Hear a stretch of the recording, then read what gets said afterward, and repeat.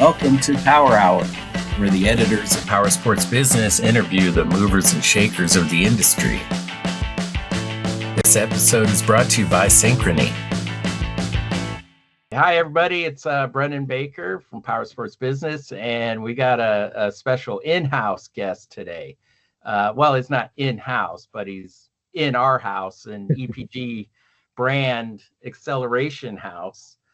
We've got Ken Engelman, who is the National Account Manager for the Motorcycle Group, which is on the consumer side of our company. Rider Magazine, as you can see, he's wearing the Rider Magazine shirt, Rider Group, which also includes American Rider.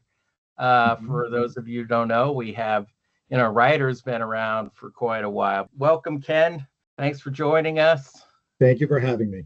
And, you've been with the company now. You're a new guy still, kind of, but, I feel like I'm still a new guy, and I've been here over 2 years, like 2.5 years or whatever. When did you start? I came on board in December 2024, and I was honored to be invited to be a part of this group, as I've looked up to this group for many, many years, as I've been in the industry since 2009.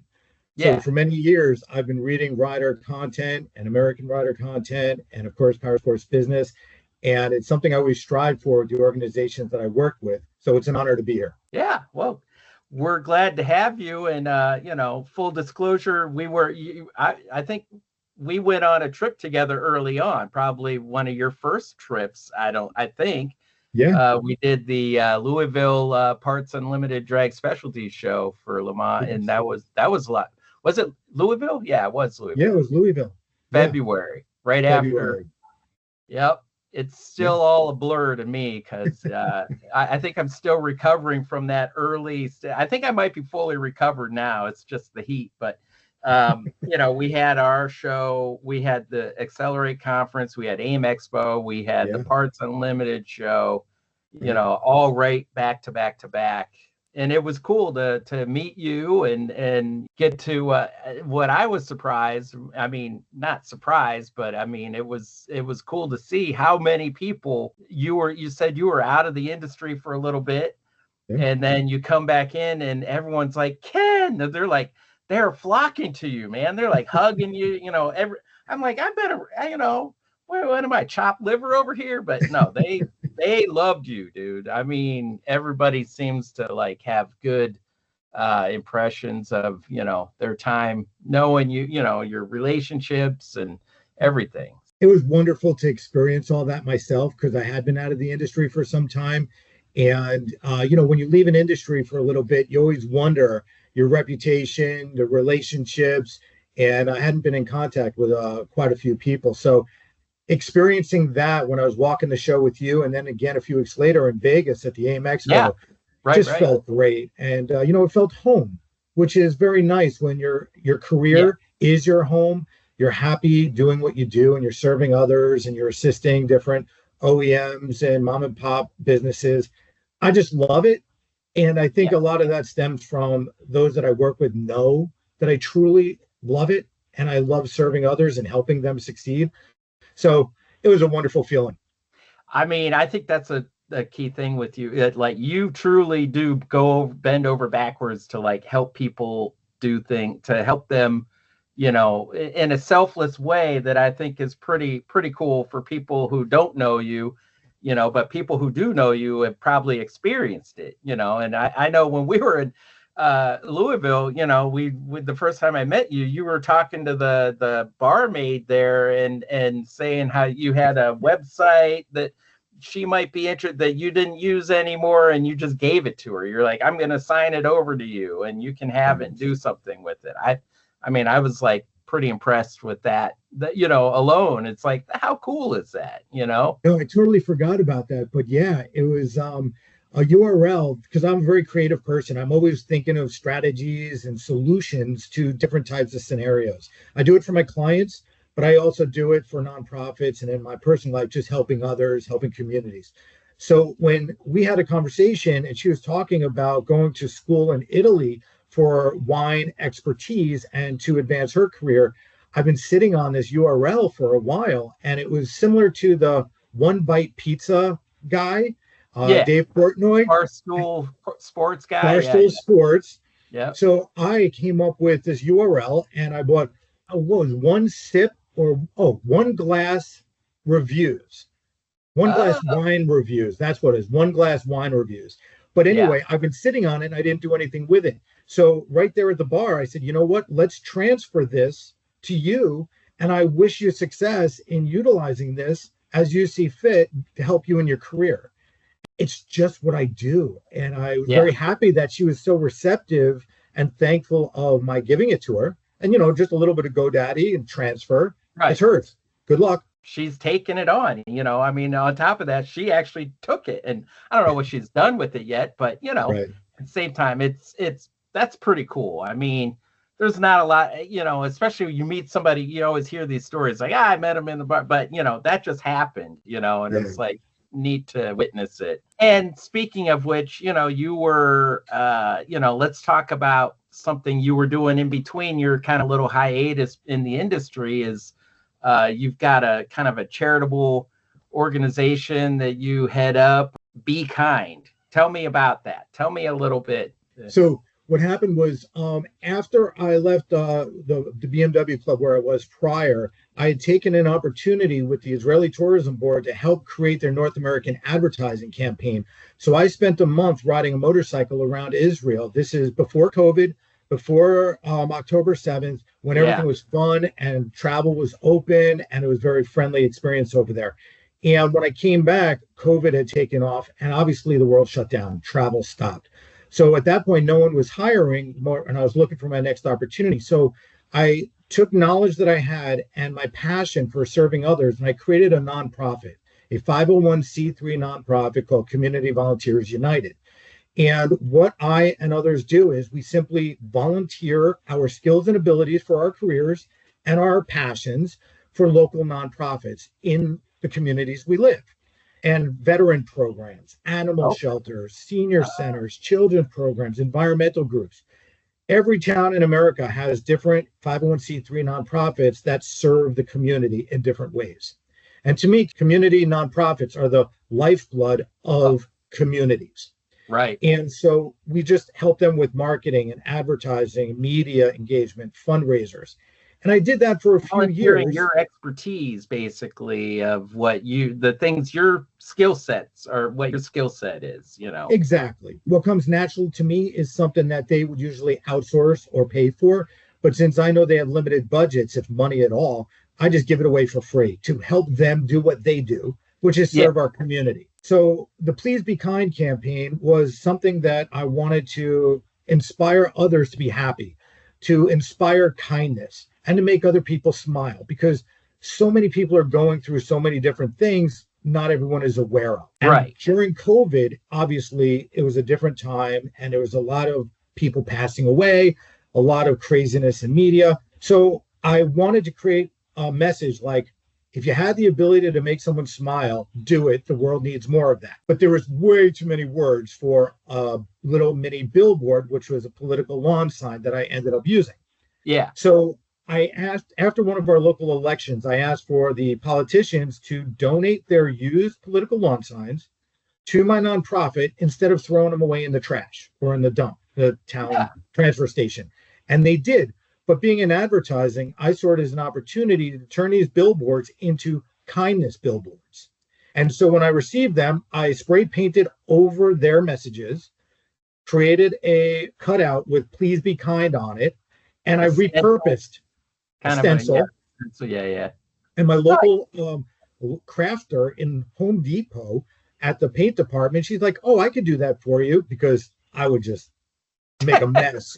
Right. I'm not a crafter, so I would make a mess of that. But she made my original stencil that now weighs about 3 pounds, and it's just a political lawn sign. Yeah. One of those cardboard signs, but I've used the same one for over 700 Please Be Kind signs that I placed around the state of Connecticut. And the amount of paint just larger from the same stencil. It weighs so much. Same color paint? Do you use all the different? That's a good question. At first, I started my town of Brantford. Our high school sports color is red. So the first signs that I received was red. But then I wanted to stay away from anyone assuming or perceiving that it was political in nature. So our town next door, high school sports, is green. Our town in another direction is purple. So I would take purple, green, blue, red paint and spray paint both sides of the political lawn sign and unite residents of those communities based upon their commonality, which usually is high school sports, uniting people in their communities. But I used the same white letters in the stencil for please be kind with an exclamation point. And being in advertising for so long, I knew that 3 words would be key. Yeah. And I want to give props to a good friend of mine in the industry, Moira Zinn. And Moira Zinn was the one that inspired the please be kind, because I believe she said, just be kind. And I went, that's great. And then I'm like, you know what? Let me throw the word please. And I want to be assertive. So let me throw an exclamation point. But it was Moira's brilliance that turned my bigger message into 3 words, which then we personalized and became please be kind here in Connecticut. And it took off. Wow. And all of a sudden, everybody wanted a sign. And I would just spray paint the sign and give them away for free. Okay. And then I started working with different towns and community leaders, asking if I could place a sign in front of this community center or this business or this very high traffic intersection. And next thing I know, media was calling me and interviewing me, and I was covered in everything in Connecticut: TV, radio, digital, newspapers. And it's wonderful to be a part of inspiring kindness because of the ripple effect, right? Oh yeah.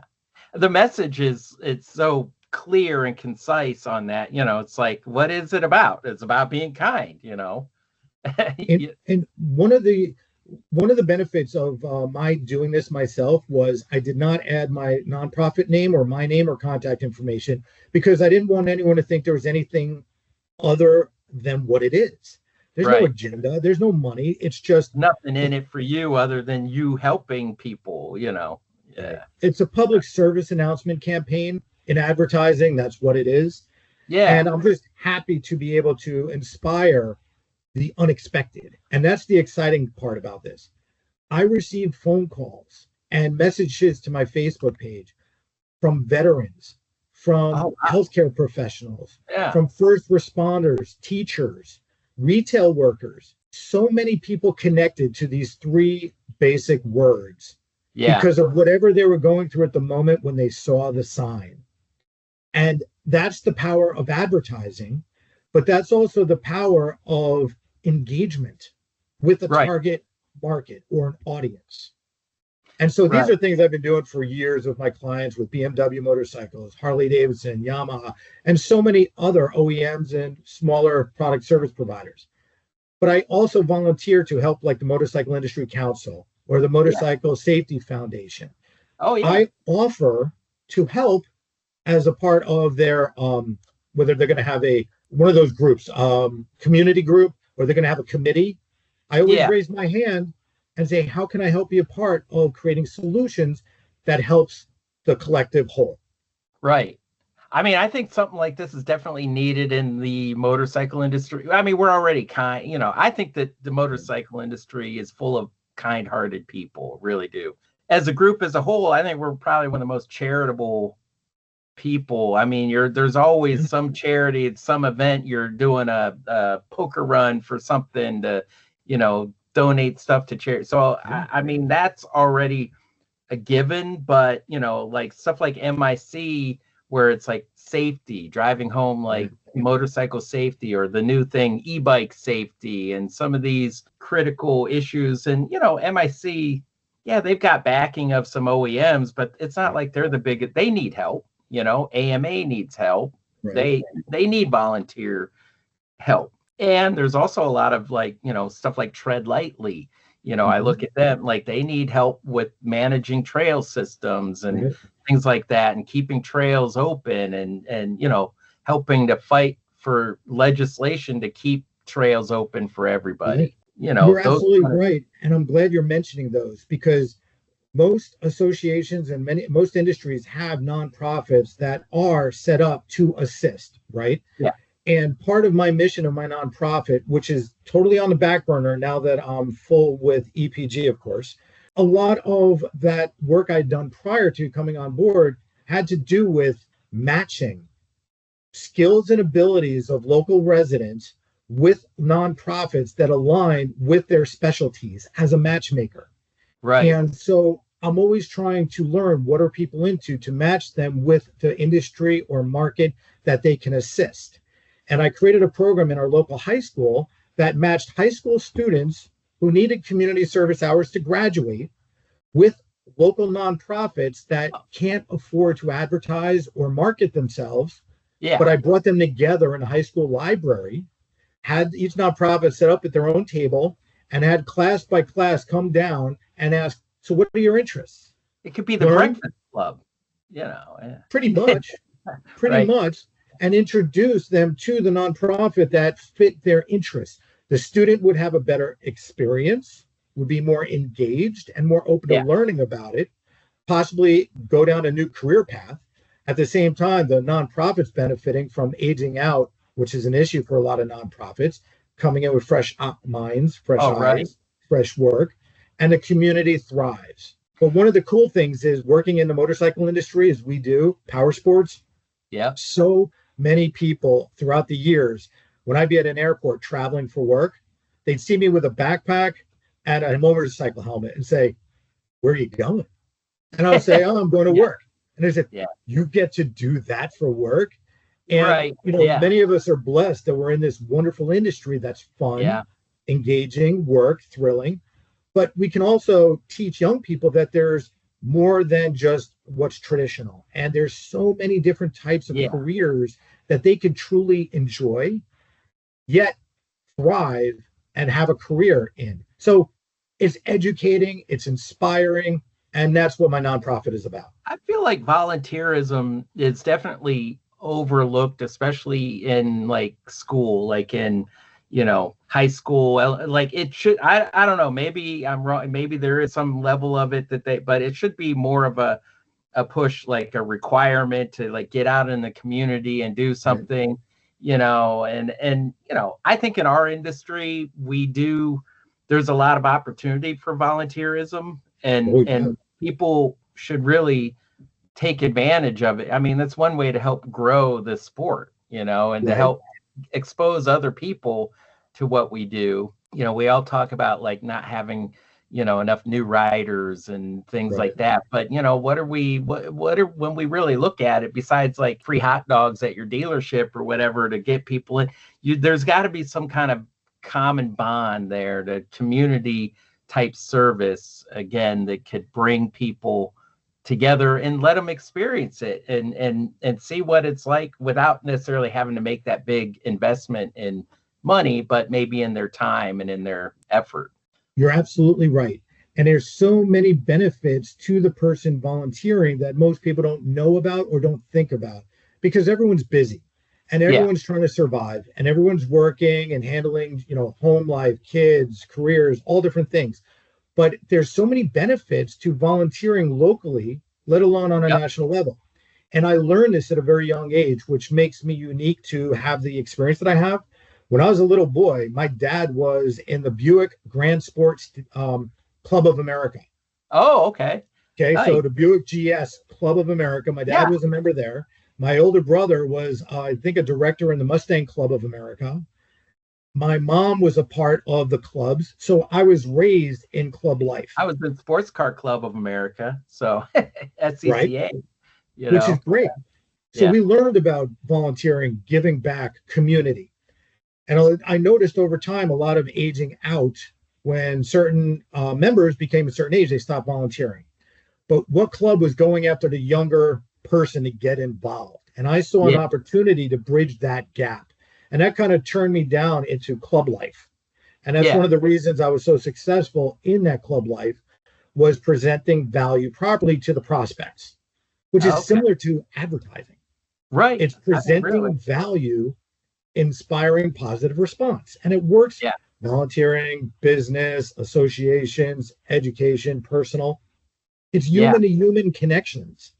And it's presenting value that inspires positive response. I see you like the matchmaker, whether it's doing Yeah. volunteerism or helping somebody with their ad program because maybe they don't know where to put their focuses and stuff, or connecting the right people and this person with that person in the industry. Like we all kind of do that, but you definitely exemplify that. But yeah, shifting gears, I Interesting. know you were with BMW Club of America, which, for Mhm. a while, but then as you've been here, you're still BMW guy, I think, in a lot of ways. You know the I do brand. have my 1200 GS that I do Yeah, love. Yeah, that is my you main you bike. know the brand, but you Yeah. were invited to go to Germany, to Munich, right? Was it Munich Yes. or Frankfurt? Munich, It was right? Munich for the BMW Boxer Days 2025 media event to Yeah. review their new motorcycles for next year.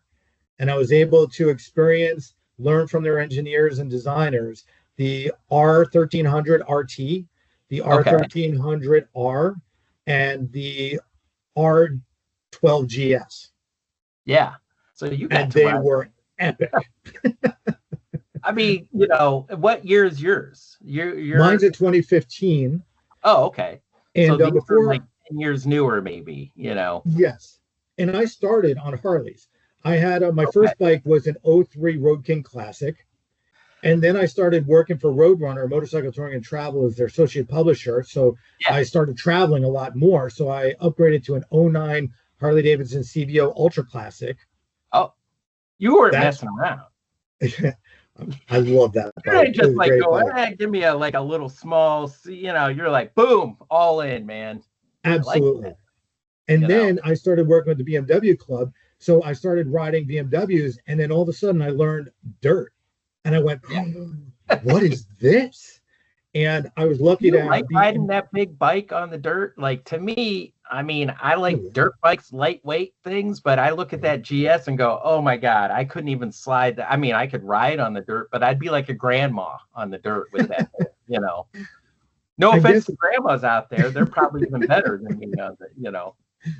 I would guess that since I don't have any experience of little bikes, Yeah. my Okay. only experience is big bikes. And so that's what I learned on. And I surrounded myself with outstanding riders and fantastic off road trainers. And I'm Yeah. friends with a lot of the Rawhide Off Road Academy out in California, a lot of their trainers. So while I haven't taken their official class, I've spent a lot of time with their trainers riding around Yeah. Southern California to pick up on a lot. You So got a lot of that tips from training them.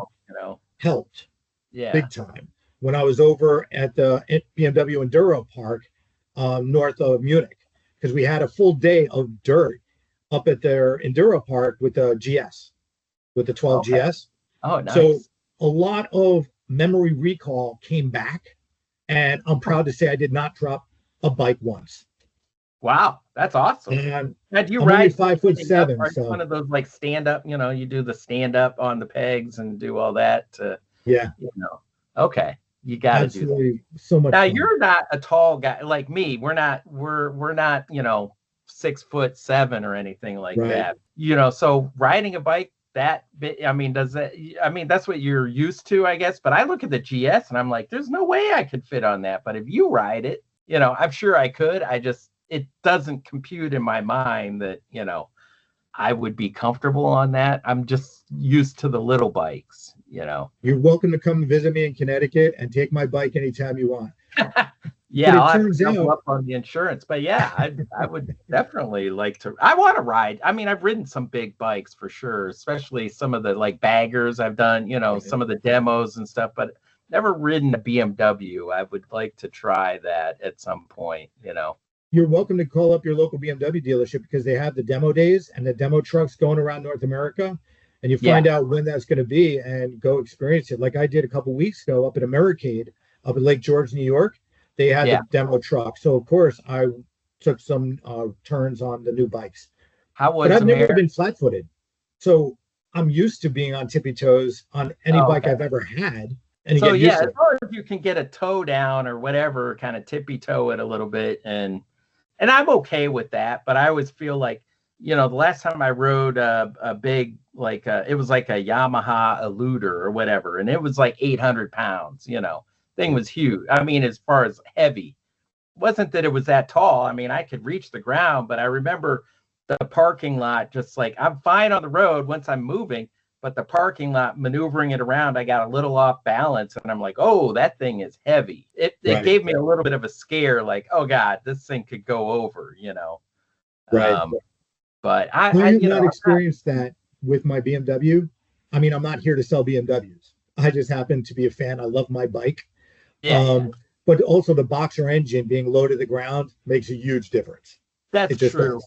It's got that lower center of gravity to it. Doesn't feel like you're top heavy as much. Right. It's like some of the other bikes, but yeah. So, you know, you said you were at a bike in LA from Rawhide back in 2016, and I rode it back to Connecticut by myself. Oh, how long did that take you? So I had on a GPS 4 days, but after I woke up the first day, I asked myself, what am I doing racing across the country? I've got to see things. And so I just said, forget the GPS. Where's the closest national park? And just went north. And I just zigzagged across North America. And it turned into 11 days. Wow. But you saw some epic stuff, probably. Yes. And I tried to stay off the highways. I tried to do back roads as much as possible. Unless the sun was going down and I was in the middle of nowhere, I would try. That's where the hotels would be that I would stay at. Gotcha. I'm not a big camper, so I look for the hotels and showers. Did you book all this in advance, or did you just kind of do it as you went? Like, you know, okay. After the third day, I got into a rhythm where an hour before I was pretty much done riding for the day after a few hundred miles, I would then pull over or go grab coffee and look for what's an hour in front of me on the GPS of a lodging. And then I would book it and then just roll in an hour or so later and spend the night. That's awesome, man. A few hundred miles a day, but I didn't want to, you know, go too far and push myself too much. I didn't want to turn it into an iron butt situation. I just wanted to enjoy. And I have a bunch of motorcycle industry friends who always taught me to smell the roses. Don't just race from point A to point B, but see, experience, smell what's around you, talk with people.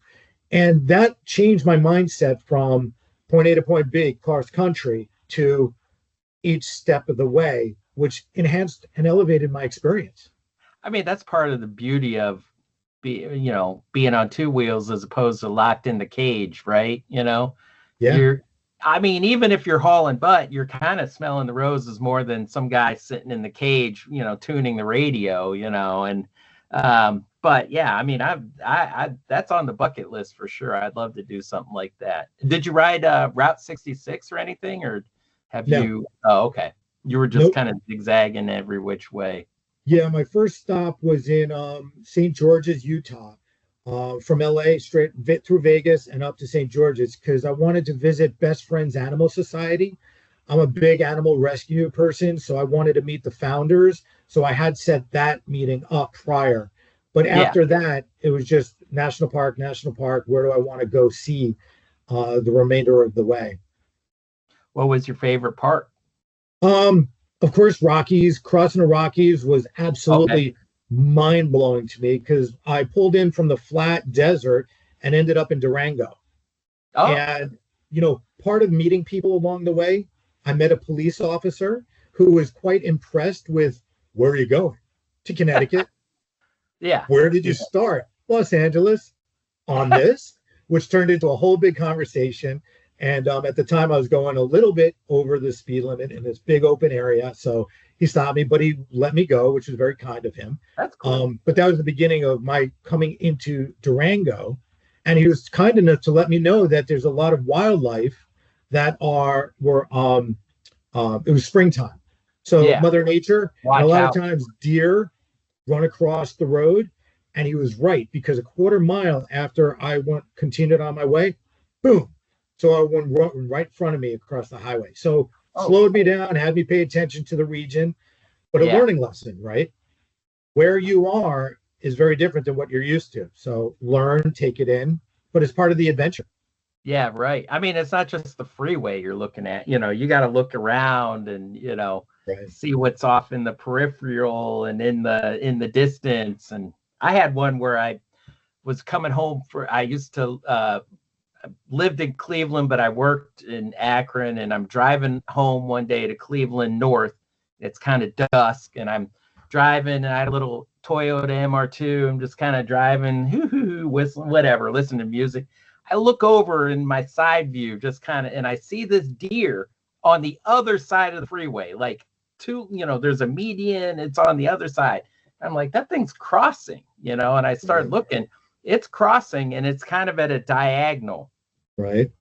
So I'm like, I'm gonna, I'll just slow up a little bit and just make sure it gets across, I slowly, by the time it got to my lane, I had almost had to come to a complete stop to let it, because we were coming at it like triangulating right at almost the same point, and had I not been looking over, it would have been in my lap probably, Right.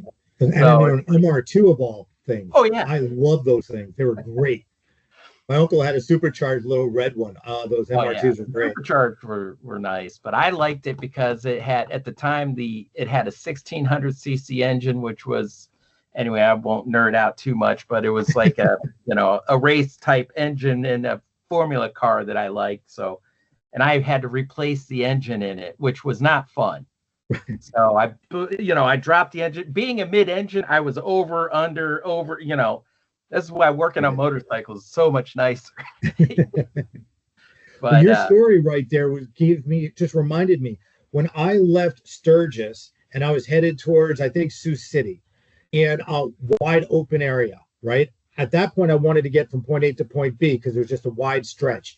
And as I'm cruising along the highway, I forgot which highway it was, up at its flat area up in South Dakota.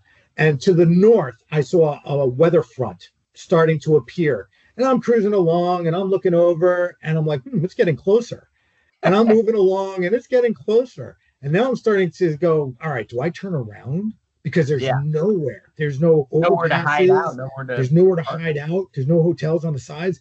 So I pushed it until the very last minute and I said, safety first. There's no reason to try to outrun Mother Nature. So I turned around an hour and a half back to the very first lodging that I could find on the outskirts of Sturgis, right? And I'm glad I did. I got the last room in the night. I wake up, have a nice dinner, a nice shower, wake up next morning, and 10 miles out, I didn't realize I missed the entrance to Badlands National Park. I missed it the first time around. So I went, oh, you're kidding me. Of course I'm hitting that up. Went into the park and just took my time, went through the park, ended up at the bottom part of the park, and there was this dirt road that went south. I took it, and it just went on for what felt like forever. I was in Nebraska, and then it opened up to a tiny 2-lane road that just meandered through these rolling hills into where I wanted to be anyway. Wow. So that was a happy, unexpected detour that turned into a better experience.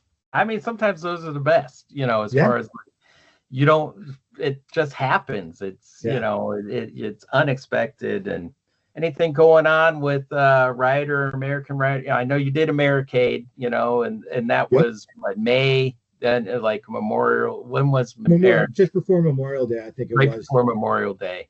And then the next thing I was going to Germany.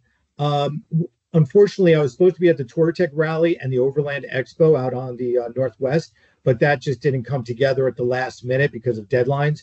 So we'll go to the future ones. But we're always looking to expand our reach, introduce our value and our content to new riders and established riders. And we're looking to serve our advertisers and sponsors and help them become successful by placing them in front of our very engaged audience. Oh, yeah. And with Rider, we have over 125,000 paying to subscribe to us. Just like with American Rider, we have 58,000 paying to receive our content because the content is trusted to help them make their purchasing decisions. And we've been doing it for so long. Greg is such a fantastic editor-in-chief, just as you are with Powersports Business. And that helps be a matchmaker. Yeah. Bringing the riders and the product and service providers together for mutual benefit. And I look forward to continuing that. Rider's special too. 50th anniversary this year. I think it was this year. Was it last year? I think it was It this was earlier. December, January-ish, I Yeah, believe. we That was the ran a issue. little a piece on it. I know Greg did a great.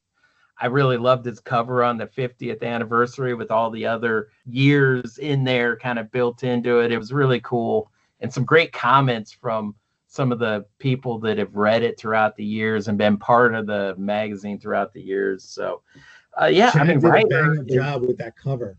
Chad oh, created a beautiful yeah, 50th anniversary he cover. did a great job. And Oh, I'm yeah. happy to say we got Chad is now our new graphic designer. So, we're like, yeah, we're now like, a team. Although ours are a lot more business oriented than yours, but still good to have. And he's got the chops for sure. We have a good team, a Yeah, team that works together, and that's a beautiful thing. So I see a lot of opportunity for the growth of EPG, the growth of our titles in the power sports space. What we're about to work with the Big East Power Sports Show. It's going to be a that's right. That's fantastic coming up. show. It's coming up in October in Syracuse. Yep. So there's many opportunities for us to continue to engage and help the industry thrive. Absolutely. And I know that, when I look at it, sometimes it's hard to you get lost in, at least from my seat, I get lost in what are the numbers? What are the sales there? But it's fun talking to you and talking to people who are passionate about the sport and who are on the fun side. I mean, not that we're not on the fun side, we sell fun, but just talking about your escapades on the bike. I mean, that's what it's all about, in my opinion. And that doesn't go away. I don't care what the economy is like or what the, interest rates are or whatever. People still want to ride and they want to do the stuff that you're talking about, that's what brings it all together. So it certainly does. And we'll continue to inspire more people to get out and ride and experience and adventure and have fun, because it is an industry of fun. Yeah. And we can't get lost in the business side of it, but I believe there is a perfect balance. Yeah. And we're doing a pretty good job of working within that balance. Yeah, you guys are, for sure. For sure. So, hey, and it's great to have you on the team. I've probably said, but, welcome to the team. And, as from one new guy to another, welcome. I'm still, like I said earlier, I still feel like the new guy, and I've been here 2.5 years. I'm starting to fit in a little bit more, and now, but yeah, I never got the reception that it was just crazy, the reception you got at that. I was like, wait, what, but I love it. I love it. Right. People know who you are. So that's a good thing. People know that I care about their success. Yeah. And I'm not just bullshitting them. Yeah. Your relationships with people, you've made a difference. It's obvious, when people, they're like, oh yeah. So yeah, you're inspiring, man. Appreciate your attitude and fun to work with you. So I appreciate all right, it. man. You. And you too. Well, enjoy the rest of your day. And, thanks again for coming on. Thanks for having me. Have a great afternoon. Talk to everybody soon. If you like this podcast, please like, share, and subscribe. We also invite you to connect with us on powersportsbusiness.com.